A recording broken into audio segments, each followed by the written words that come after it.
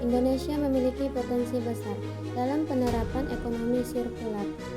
Namun, tantangan belum terbiasa memilah sampah, regulasinya belum memadai. Ekonomi sirkular yang bertujuan untuk meminimalkan limbah dan memaksimalkan pemanfaatan sumber daya dapat memberikan manfaat ekonomi, sosial, dan lingkungan. Menurut Kepala Pusat Riset Kesejahteraan Sosial, Desa dan Konektivitas BRIN, Suci Wulandari, ekonomi sirkular bukan lagi sekedar konsep akademis, melainkan keharusan nyata untuk menjawab tantangan zaman. Keberhasilan ekonomi sirkular tidak bisa berdiri sendiri karena membutuhkan dukungan teknologi, pendanaan, kelembagaan, hingga infrastruktur. Karena itu, model partisipatif menjadi kunci untuk mewujudkannya.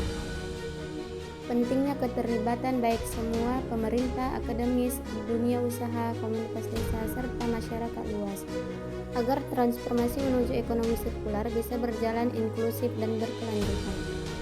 Inisiatif produk unggulan desa berbasis ekonomi sirkular kelak menjadi titik tolak aksi nyata yang bukan hanya memperkuat ekonomi lokal, juga mengurangi jarak antara desa dan kota. Warga tidak hanya mengurangi limbah, tetapi juga memperoleh manfaat ekonomi. Partisipasi masyarakat bukan hanya soal kesadaran lingkungan, tetapi juga pemberdayaan ekonomi lokal.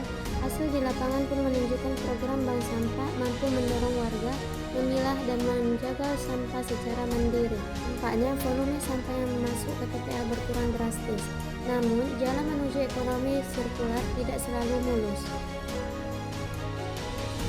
Keterbatasan fasilitas, edukasi berkelanjutan, hingga resistensi budaya dalam mengubah pola konsumsi masyarakat. Meski begitu, kita harus optimis. Model ekonomi sirkular berbasis partisipasi masyarakat adalah jawaban berkelanjutan untuk mengatasi persoalan sampah di Indonesia. Dengan dukungan kebijakan dan pemberdayaan masyarakat yang konsisten, potensi ekonomi sirkular bisa benar-benar diwujudkan.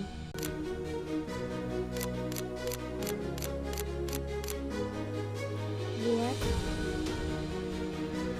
pakai, buang. Ini merupakan prinsip ekonomi awam yang disebut juga dengan ekonomi linear. Dalam ekonomi linear, produk ditakdirkan untuk dibuang, sehingga produsen terus-menerus mengambil sumber daya alam untuk menghasilkan produk baru yang akan menguras kekayaan suatu negara. Prinsip ini dapat membahayakan lingkungan dalam waktu jangka panjang. Dalam beberapa tahun terakhir, peneliti lingkungan dan ekonomi percaya bahwa konsep ini tidak tepat, sehingga harus mulai ditinggalkan dan beralih ke konsep lain.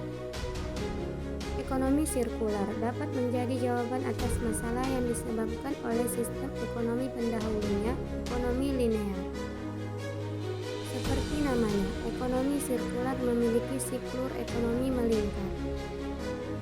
Siklus ini tidak lagi membuat, memakai, dan membuang, tetapi memiliki proses daur ulang yang dirancang untuk memperpanjang umur produk. Namun, ekonomi sirkular bukan hanya tentang daur ulang.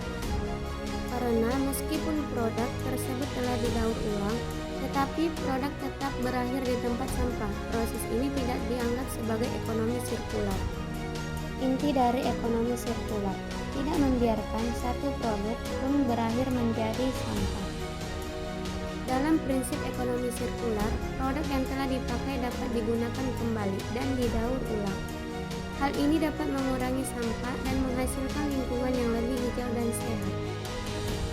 Produksi barang dari bahan baku mengurangi banyak gas rumah kaca. Dengan ekonomi sirkular, gas rumah kaca akan berkurang seiring dengan berkurangnya produksi dari bahan baku.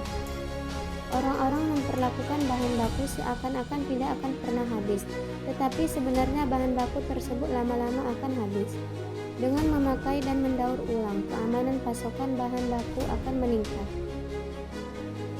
Selain itu, karena produk yang dihasilkan untuk jangka panjang, maka produk yang kita pakai akan semakin bagus kualitasnya dan tahan lama.